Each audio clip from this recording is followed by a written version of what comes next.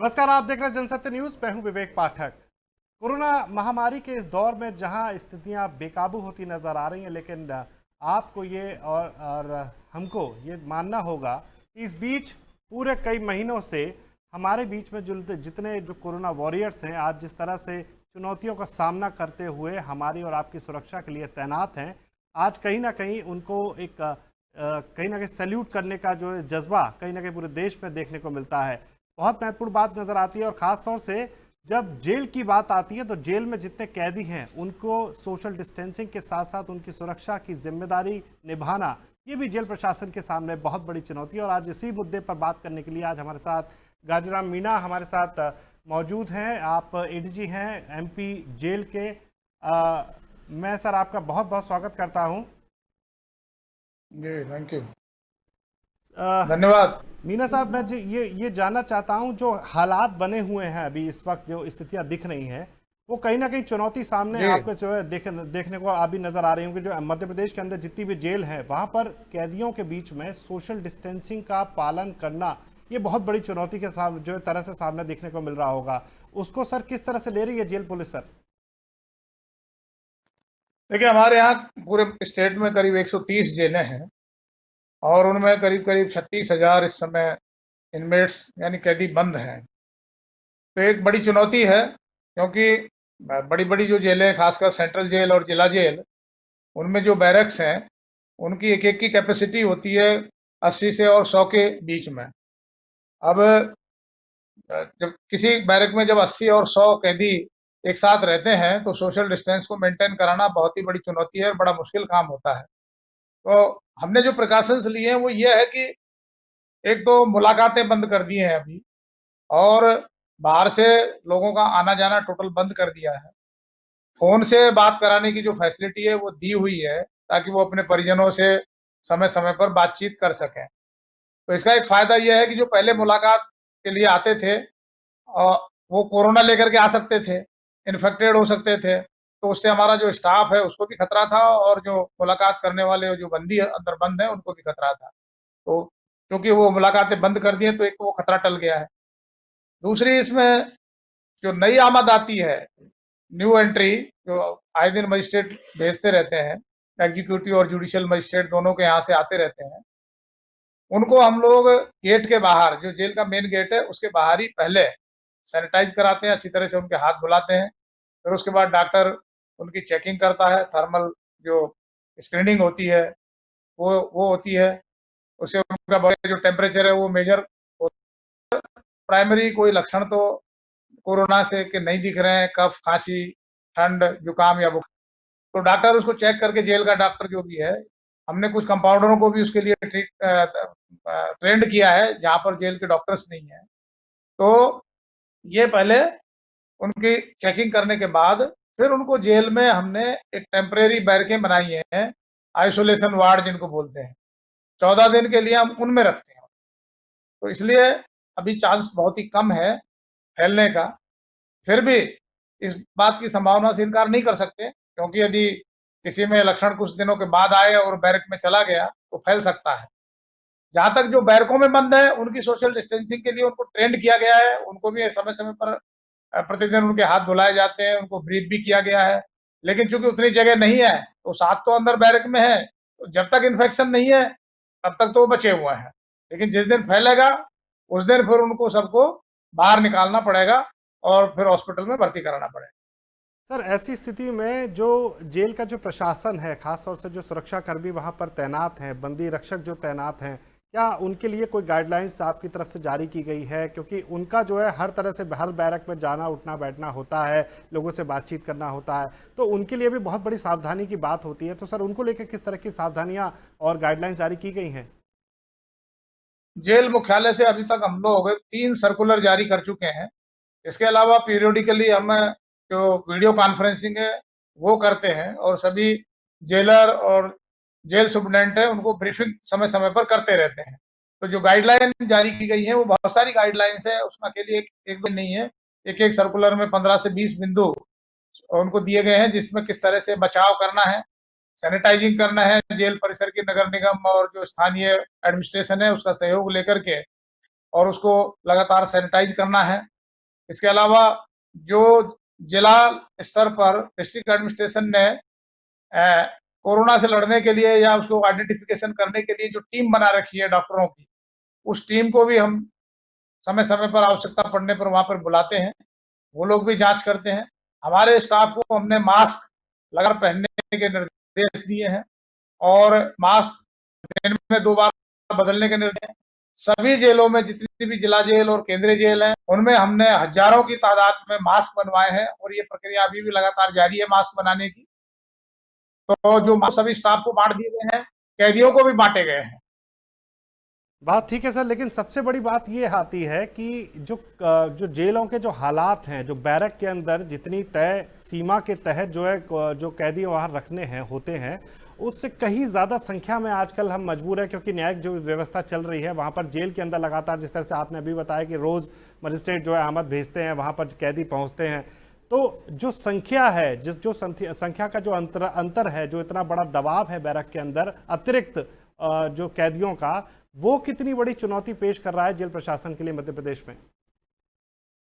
काफी बड़ी चुनौती है और कई ऐसी जेलें हैं जिनमें क्षमता से काफी ज्यादा यानी करीब करीब 1.5 गुना तक के कैदी उसके अंदर बंद हैं। तो इस समस्या से निपटने के लिए हम लोगों ने करीब 4 महीने पहले यानी कोरोना जब शुरू नहीं हुआ था उसके पहले कवायद की थी और उसमें सभी जेलों से आंकड़े मंगवा करके और जहां कम थे उस सर्कल जेल में जो छोटी जेलें थी जिनको हम लोग सब जेल्स बोलते हैं उनमें ट्रांसफर किए थे। कहीं पर 30 कहीं पर 50 यानी 100 तक हम लोगों ने उनको ट्रांसफर कर दिए थे। उसके बाद अभी फिर से ये कवायद की गई है कि इनको कुछ को फिर ट्रांसफर कर दिया जाए, लेकिन कोरोना के कारण अभी कर नहीं पाए। तो उसके लिए जो पुरानी बैरकें जेलों में बंद थी, पुरानी जेल जो बैरकें थी, एक तो उनकी साफ सफाई कराई गई और उनमें शिफ्ट किया गया है अंदर, यानी कैपेसिटी बढ़ाई गई है। इसके अलावा कुछ पार्टीशन किए गए हैं, लकड़ी के प्लाईवुड लगा करके और पार्टीशन करके, और फिर कुछ स्पेस क्रिएट किए गए हैं। कुछ वर्कशॉप जो हमारी थी वर्कशेड जिनमें इनको काम धंधा दिया जाता था उनको हमने खाली कराया और वहां पर भी इनको रखा गया है। तो इस तरह से कुछ मैनेज किया है, हालांकि समस्या है, बहुत बड़ी है। जी हाँ, मानते हैं सर, चुनौती तो बहुत बड़ी है। बिल्कुल चुनौती है। तो सर ऐसी स्थिति में जो अभी जितने भी जो नए कैदी आते होंगे, वो जिस तरह से रोज कम से कम मुझे लगता है कि सैकड़ों की संख्या में अलग अलग जगह पर जो है जेलों में जा पहुंच रहे हैं कैदी, और ऐसी स्थिति में जो नए कैदी हैं उनको क्या किसी व्यवस्था के अनुसार या अनुरूप उनको अलग कहीं अलग बैरक में रखा जा रहा है, उनको क्वारंटीन की तरह से, जैसे कि 14 दिन का जो समय है, क्या उनको अलग कहीं जो है ऑब्जर्वेशन में या फिर क्वारंटीन करके अलग बैरक में कोई संरक्षित मतलब रखा जा रहा है, या फिर कोई उनको जो है कोई ट्रीटमेंट पॉलिसी के तहत जो गाइडलाइंस बनाई गई हो? क्योंकि नया जो व्यक्ति आएगा वो कहीं ना कहीं, जैसे आपने खुद माना कि वो हो सकता है कि सिम्टम्स उसमें 1-2 दिन बाद दिखाई दें, तो जो नए कैदी हैं उनको लेकर कोई नया बदलाव या फिर उनके लिए कोई विशेष व्यवस्था वहां पर आपकी जो है मध्य प्रदेश की जेलों में की गई हो? जी हाँ, हमने की है।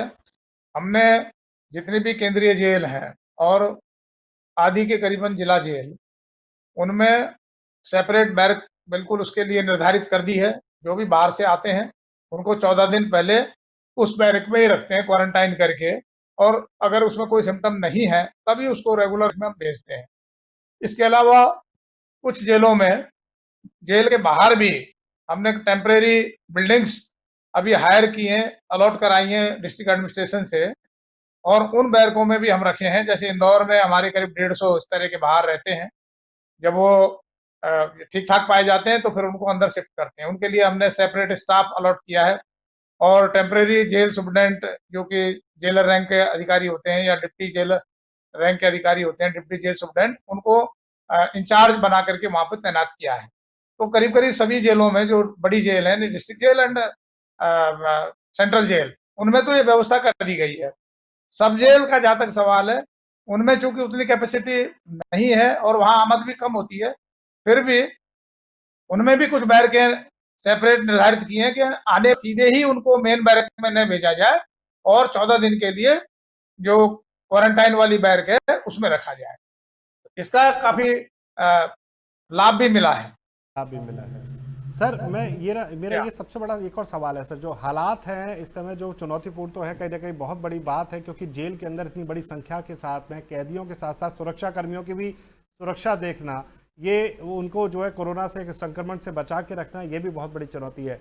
अगर भगवान न करता है, अगर कोई ऐसी स्थिति बनती है कि कोई संक्रमित ऐसा दिखाई देता है या दिखाई दिया, तो अस्पताल का जो जेल के अंदर जो अस्पताल का जो प्रबंधन है, खास तौर से जो कि वहां पर इतना बड़ा सेटअप नहीं होता है, लेकिन फिर भी जो प्राइमरी लेवल पर तो सर अस्पतालों में ही भेजे जा, जो जेल के जो अस्पताल होते हैं, स्वास्थ्य केंद्र बनाए गए होते हैं, वहीं भेजे जाते हैं। वहां किस तरह की तैयारी है? स्वास्थ्य विभाग की तरफ से कोई स्वास्थ्य मंत्रालय की तरफ से सर कोई एडवाइजरी जारी की गई है जेल प्रशासन को लेकर और वहां के अस्पतालों को लेकर? एडवाइजरी तो काफी पहले ही जारी हो गई है गवर्नमेंट की तरफ से, और हम लोगों ने भी अपने लेवल पे हमारे जितने भी जेल डॉक्टर्स हैं, कंपाउंडर्स हैं या मेल नर्स हैं, उन सभी को ब्रीफ किया है। दवाएं पर्याप्त मात्रा में उनको उपलब्ध कराई हैं। इसके अलावा जो वार्ड हैं, जिनमें कि अगर एडमिट करना पड़े तो उसकी व्यवस्था भी पूरी की गई है। पार्टीशन किए गए हैं, एक-एक कैदी को रखने के लिए अलग-अलग। कहीं पर 25 की क्षमता है तो उसको बढ़ा करके हमने 40 के करीबन कर दिया है। हमारे यहाँ इससे ज़्यादा सब कैपेसिटी वैसे भी नहीं थी, केवल सेंट्रल जेल के जो बड़े हॉस्पिटल्स हैं, उनमें ज़रूर 40 से 50 की कैपेसिटी होती थी, तो उसको बढ़ा करके सभी को करीब-करीब 50-60, 50-60 का हमने कर दिया है। लेकिन उतने से काम नहीं चलता। मान लीजिए कि 80 या 90 की कोई एक बैरक पूरी की पूरी इन्फेक्टेड हो जाए या हमारा स्टाफ ज़्यादा संख्या में हो जाए, तो फिर ऐसी स्थिति में उनको जिला प्रशासन के या डिस्ट्रिक्ट एडमिनिस्ट्रेशन के सहयोग से बाहर ही ले जाना पड़ेगा। जैसे हमने इंदौर में किया। इंदौर में जो गवर्नमेंट के हॉस्पिटल्स हैं, उनको और कुछ बिल्डिंगों को किराए पे लेकर के और वहाँ पर अस्पताल वाली व्यवस्था की। वहाँ पर डिस्ट्रिक्ट एडमिनिस्ट्रेशन ने डॉक्टर्स भी तैनात किए हुए हैं, और अभी भी करीब हमारे 120 के करीबन जो बंदी और कुछ स्टाफ के लोग ऐसे सेंटर्स में रह रहे हैं, जिनका जो भर्ती भी है और उनका इलाज भी कराया गया। इंदौर की स्थिति बीच में कुछ खराब हुई थी, जहाँ पे काफ़ी इन्फेक्टेड डिटेक्ट हुए थे, लेकिन अब धीरे-धीरे वहाँ स्थिति सुधर गई है। आपने सर इंदौर का जिक्र किया, ये चूंकि आप एक पुलिस अधिकारी हैं और आप आईपीएस हैं, तो मैं एक पुलिस अधिकारी और कोरोना योद्धाओं की तरह से अगर मैं आपसे सवाल कर दूं तो ये आप जिस तरह से ये जो पिछले दिनों में जो लगातार कोरोना योद्धाओं की टीम पर, खासतौर से पुलिस और स्वास्थ्य विभाग की टीम पर जिस तरह से हमले देखने को मिले हैं, आप उस पर क्या अपनी व्यक्तिगत और साथ ही साथ अगर एक अधिकारी के तौर पर देखा जाए तो वो क्या राय रखते हैं और उनके लिए किस तरह का संदेश देना चाहेंगे? ऐसे संकट के काल में जनता को समझना चाहिए कि कितने मुश्किल हालात में पुलिस फोर्सेज और सिक्योरिटी फोर्सेज उनकी सुरक्षा के लिए, कोरोना से बचाव के लिए दिन-रात एक किए हुए हैं, और अपनी खुद की जान को जोखिम में डाल कर के लोगों की मदद करते हैं। सड़कों पर जहाँ फालतू लोग जो घूमते हैं, उनको उन्होंने निरुद्ध किया। इसके अलावा ऐसे लोग जो ज़रूरतमंद थे, उनको समय पे उन्होंने खाना पहुँचाया, दवाएँ पहुँचाई या उनको अस्पताल पहुँचाया। तो एक नेक काम वो लगातार करते चले आ रहे हैं। अब उसके बावजूद भी कुछ असामाजिक तत्वों ने इसका फ़ायदा उठाया और उन्होंने उनका विरोध किया, बिना कोई सोचे-समझे या जाने कि ये चीज़ गलत है। या कुछ लोगों ने केवल उनको डिमोरलाइज़ करने के लिए ऐसा किया, उनके दिमाग में ये आया कि शायद ये पूरे के पूरे हमारे मोहल्ले या कॉलोनी को हो सकता है क्वारंटाइन करने के लिए आए हों, या उनके दिमाग में कुछ और भी कोई चीज़ आ सकती है। मैं ये भी नहीं कह सकता कि उन्होंने कोई किसी षड्यंत्र के तहत ऐसा नहीं किया। हो सकता है कि उनको कहीं से कुछ इस तरह का किसी ने उकसा भी दिया हो। ख़ैर जो भी उन्होंने किया वो बिल्कुल गलत किया। और खाली इंदौर या दूसरी इंदौर के अलावा भी कई शहरों में भी हमने टीवी पे सुना कि वहाँ पर भी पुलिस के ऊपर उन्होंने हमले किए। तो जिसने भी ये किए, वो बहुत ही गलत बात थी, बिल्कुल निंदनीय है। इसके अलावा अपराध है, और ऐसे मामलों में चूँकि ये जो महामारी एक्ट है उसके तहत भी और जो लोक न्यूसेंस की धाराएँ हैं उनके तहत भी एक आपराधिक कृत्य बनता है। तो अपराध दर्ज किए गए हैं बहुत सारी संख्या में, और उनको कड़ा दंड मिलना चाहिए। तो मैं तो उनको यही संदेश देना चाहूँगा कि वो सिक्योरिटी फोर्सेज के साथ इस तरह की बदसलूकी कभी भी नहीं करें और न इस तरह की कभी हिम्मत करें, अन्यथा उनके विरुद्ध कड़ी कार्रवाई होगी। सबसे बड़ी बात यह सर कि आप एक अधिकारी हैं और अगर एक सुरक्षाकर्मी के एक स्थितियों को देखा जाए तो बहुत बड़ी बात निकल के आती, क्योंकि जो हालात अभी आप देखिए दिल्ली की, अगर मैं राजधानी की बात करूं, सीआईएसएफ केंद्र की बात करूं तो वहां पर कई सुरक्षा कर्मी और कई आईपीएस पुलिस अधिकारी तक भी कोरोना संक्रमण से जो है घिर चुके हैं, और उनको कई लोग जो है अभी अस्पताल में इलाज भी करा रहे हैं। तो कोरोना योद्धा के तौर पर तो ठीक है, अभी तक तो लॉ एंड ऑर्डर की बात थी, लेकिन अब एक समाज के तौर पर भी बहुत बड़ी जिम्मेदारी जो है निभाते हुए जो है पुलिस और सुरक्षा कर्मी कोरोना योद्धा के तौर पर नजर आए। ये जो संख्या लगातार जिस तरह से आज उनकी सुरक्षा पर ही स्थितियां जो है संकट में दिखाई दे रही हैं, इतनी बड़ी चुनौती आप देख के चलते हैं। एक पुलिस की जिंदगी के तौर पर पुलिस वाला जब बाहर निकलता है सुरक्षा के लिए, आम जनता के लिए खड़ा होता है, तो उसकी मनोस्थिति कैसी होती है, किस तरह से इस स्थितियों से जूझता हुआ वो नजर आता है? देखिए, वाकई एक बहुत बड़ी जो है हमारी जो सबसे निचली इकाई है, इसमें थाना लेवल या चौकी लेवल वहां से शुरू होती है, और सबसे ज्यादा जो जिम्मेदारी होती है नीचे लेवल पे स्टाफ में, जो कि हर गली मोहल्ला चौराहे पर जाता है या किसी मोबाइल से पेट्रोलिंग करता है, बाइक से पेट्रोलिंग करता है, वो कांस्टेबल और हेड कांस्टेबल होते हैं।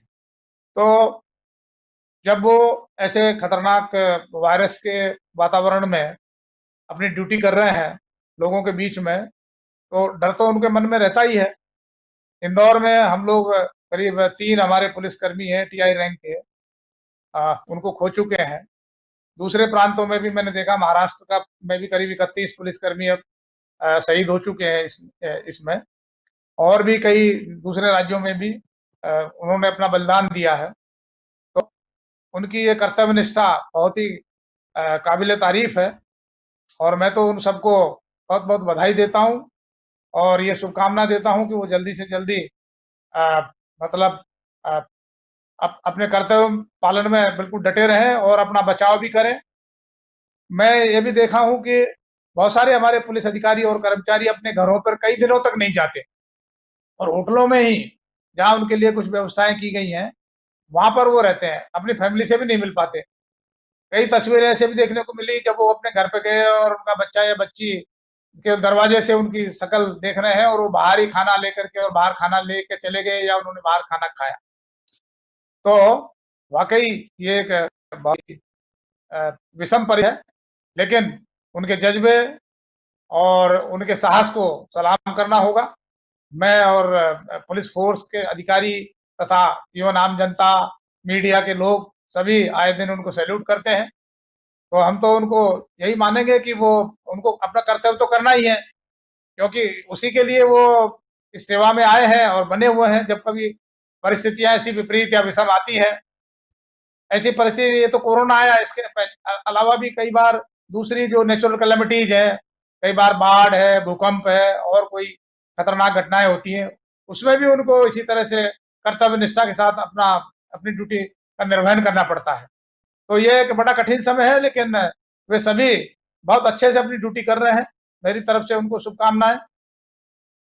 तो शुभकामनाएं वाली बात तो सही है, लेकिन अब जो हालात हैं, देखिए ये तो मानना पड़ेगा, जिस तरह से लगातार इस तरह के संक्रमित पुलिस कर्मियों के और सुरक्षा कर्मियों के जो मामले हैं वो लगातार बढ़ते हुए नजर आ रहे हैं।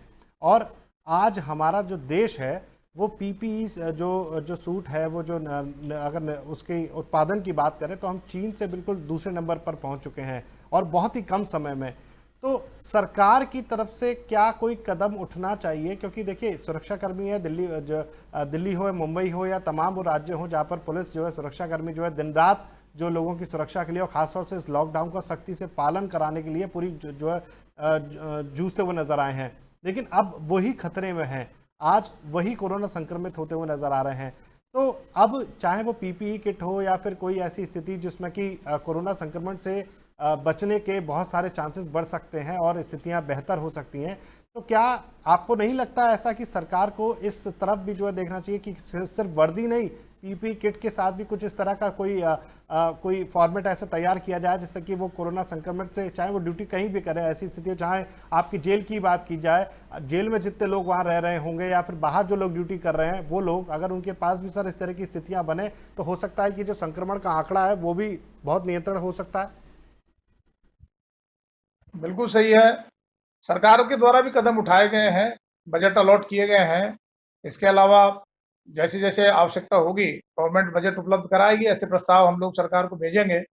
और जहाँ तक जेल का प्रश्न है, तो हम लोगों ने तो हमारे समस्त स्टाफ को हिदायत देने के साथ साथ में उनको मास्क प्रदाय किए हैं, सैनिटाइजिंग की हमने पूरी व्यवस्था की है, सबको सैनिटाइजर के लिए राशि दी गई है, बजट अलॉट किया गया है, जो बजट उनके पास पहले से उपलब्ध था उसको हमने डाइवर्ट भी किया है कि सभी जो स्वच्छता मद या दूसरी मद हैं उनमें दवाएं खरीद के रखें, सैनिटाइजर जितने वो खरीद के रखें और भी आवश्यकता के अनुसार जैसे जैसे उनकी आवश्यकता है उसके वो लोग डिमांड करें हमको, तो हम गवर्नमेंट लेवल पे उसको उठा करके और फाइनेंस डिपार्टमेंट से चर्चा करेंगे, फिर उनको बजट भी उपलब्ध कराएंगे। पुलिस विभाग में भी कई इस तरह के कदम उठाए गए हैं, उन्होंने भी अपने स्टाफ को मास्क और कुछ किट वगैरह दिए हैं। लेकिन ये बात सही है कि अभी समस्त स्टाफ को पीपीई किट उपलब्ध नहीं कराए गए हैं, न तो पुलिस ने कराए न अभी हमने कराए, क्योंकि इतनी बड़ी संख्या में है ही नहीं हमारे पास में कहीं पर भी। तो ये एक समस्या तो है, लेकिन ऐसा नहीं है कि सरकार का सपोर्ट उसमें नहीं मिलता, गवर्नमेंट तो सपोर्ट करेगी ही करेगी। तो सरकार अभी मतलब अगर मेरा जो सवाल था वो बिल्कुल आप पकड़ते हुए दिखाई दिए हैं। मेरा बस यही कहना है कि जब आप नई गाइडलाइंस अगर आप देखते हैं, अभी जो लॉकडाउन 5 की जो स्थितियां चल रही हैं, अनलॉक 1 हुआ है, कई जगह छूट दी गई है, होटल रेस्टोरेंट और जो सैलून्स हैं उसमें कह दिया गया है कि आप पीपी किट के जरिए जो है लोगों के संपर्क में रहिए, अपना काम कीजिए। तो इन लोगों के साथ साथ जो पुलिसकर्मी हमारी जो जान और सुरक्षा के लिए जिम्मेदार हैं, वो लोग दिन रात मेहनत कर रहे हैं कि कहीं ना कहीं उनकी सुरक्षा को लेकर भी सरकार की तरफ, सरकार के लिए आप जनसत्य न्यूज़ पर कोई अपील करना चाहें जिससे कि वो आवाज़ वहां तक पहुंचे और सुरक्षा कर्मियों की सुरक्षा भी निहित जो तय की जा सकती हो। देखिए, इस समय बहुत सारे सामाजिक संगठन भी सामने हैं, लगातार एक्टिव हैं, उनके द्वारा भी बहुत सारी सामग्री आम जनता के लिए भी बांटी गई है। इसके अलावा जरूरत पड़ने पे कुछ ने जो ड्यूटी के पर तैनात पुलिस फोर्स के लोग हैं उनको भी दिए हैं। तो मैं तो यही अपील करूंगा कि सबको एकजुट होना है, क्योंकि ये महामारी अभी इतनी जल्दी तो खत्म होने वाली नहीं है। अभी जब जैसे जैसे अनलॉक हुआ है, श्रमिक विभिन्न तो प्रांतों कहना से है मूवमेंट करके और सरकार अपने के लिए कोई सुझाव या कोई अपनी अपील आप करना चाहेंगे जिससे कि साफ तौर पर जिस तरह की हमारी अभी बात हुई है, चाहे वो पीपी किट को लेकर हो, क्योंकि अब तो कोई कमी नहीं है भारत के अंदर, लगातार 1.5 से 1.5 लाख जो है पीपी किट जो है उत्पादन हो रहा है और हम लगातार इस संख्या को बढ़ाते नजर आ रहे हैं। तो सुरक्षा कर्मियों के लिए भी इस तरह की सुविधाएं सरकार की तरफ से हो, ये मुहैया की जाए, ये आप अपील या फिर अपना सुझाव अपने सरकार के लिए यहाँ पर जनसत्य न्यूज के मंच पर देंगे? देखिए, ये हम लोग समय समय पर आवश्यकता के अनुसार डिमांड करते हैं। सरकार के साथ जो सरकार के विभिन्न विभाग के जो अधिकारी हैं, मंत्रालय हैं, उनसे हमारा कोऑर्डिनेशन होता रहता है, चलता रहता है। तो जैसे-जैसे आवश्यकता है उसके हिसाब से हम सरकार के सामने अपने प्रस्ताव रखते हैं, डिमांड करते हैं और फिर वहाँ से वो सामग्री मिलती रहती है। तो मेरा यही है कि अगर पीपी किट बहुत सारी संख्या में है, तो बिल्कुल उपलब्ध कराना चाहिए। सब फोर्सेज के जितने भी मेंबर्स हैं उनको देना चाहिए। जी, बहुत बहुत शुक्रिया गाजीराम मीणा जी, आपने जनसत्य न्यूज़ से बात की विशेष तौर पर। चलते चलते एक आखिरी सवाल और आखिरी बात मैं आपसे पूछना चाहूँगा और कहना चाहूँगा कि जनसत्य न्यूज़ पर आज आप देश की जनता से और खासतौर से उन सुरक्षा कर्मियों के लिए क्या कोई संदेश देना चाहते हैं? मेरा संदेश यह है कि सुरक्षाकर्मी अपनी जो ड्यूटी कर रहे हैं, वो तो बहुत ही तारीफ के काबिल है, लेकिन वो अपना खुद का और अपने परिवार का भी जो सेफ्टी मेजर्स हैं, वो बिल्कुल लेकर के चलें, उसमें किसी प्रकार की कोई लापरवाही नहीं बरतें, क्योंकि मैं कई जवानों को ड्यूटी करते समय देखता हूँ, वो मास्क नहीं लगाए होते हैं। तो इसमें मास्क लगाया जाना बहुत ही आवश्यक है, इसलिए वो ध्यान रखें, सावधानी बरतें। जी, ये बहुत बड़ी बात है। धन्यवाद गाजीराम मीणा जी, आपने बहुत इंपॉर्टेंट अपना समय दिया और अपनी बात जेल प्रशासन से लेकर और तमाम उन सुरक्षा कर्मियों की जो बात आपने हमारे बीच में रखी है। उम्मीद करते हैं कि सरकार जल्द से जल्द इस तरह के फैसले पर अमल करे। आपका जो सुझाव यहाँ से जनसत्य न्यूज़ के माध्यम से पहुँचा है उसके लिए मैं बहुत बहुत धन्यवाद देना चाहता हूँ। ओके, धन्यवाद। तो ये थे हमारे साथ गाजीराम मीणा जी, जो कि एडीजी जेल हैं मध्य प्रदेश के। उन्होंने साफ तौर पे अपनी बात को मानते हुए कहा कि जो हालात हैं वो सुरक्षा कर्मियों के लिए, चाहे वो जेल प्रशासन हो या आम पुलिसकर्मी हो, उसके लिए बहुत चुनौतीपूर्ण है। लेकिन अब सरकार के पास ये फैसला करने का बिल्कुल ठीक समय है जब आज हमारे देश में पीपी किट और मास्क की संख्या लगातार, उत्पादन क्षमता में लगातार बढ़ते हुए नजर आ रहे हैं। तो ऐसी स्थिति में आज पुलिसकर्मी जिस तरह से संक्रमित होते हुए नजर आए, और उनको बचाने के लिए, उनके बचाव के लिए, इस संक्रमण का रोकथाम के लिए अब ज़रूरी है कि सरकार को अब पुलिसकर्मियों के लिए भी पीपी किट और मास्क जैसी चीज़ें मुहैया करानी होगी। उसके बाद हो सकता है जो लगातार सुरक्षाकर्मी, चाहे वो सीआईएसएफ केंद्र की बात करें, चाहे वो मुंबई और दिल्ली पुलिस की बात करें या मध्य प्रदेश पुलिस की बात करें, तो ऐसे जो तमाम उन राज्य और देश के पुलिस सुरक्षाकर्मी हैं उनकी सुरक्षा अब हमारी भी जिम्मेदारी है, सरकार की भी जिम्मेदारी है। और जिस तरह से गाजीराम मीणा ने ये अपील की कि जिस तरह ये जो सरकार अगर हमारे पास पीपी किट ज़्यादा पहुँचाएगी तो हमारी जो पुलिसकर्मी, सुरक्षाकर्मी, उनकी सुरक्षा कोरोना संक्रमण से निहित की जा सकेगी। इस विशेष प्रस्तुति में मुझे दीजिए इजाजत। अगर आपको हमारी ये विशेष प्रस्तुति पसंद आई हो तो आप इसे लाइक और शेयर करना ना भूलें। साथ ही साथ आप YouTube पर हमें सब्सक्राइब कर सकते हैं। नमस्कार।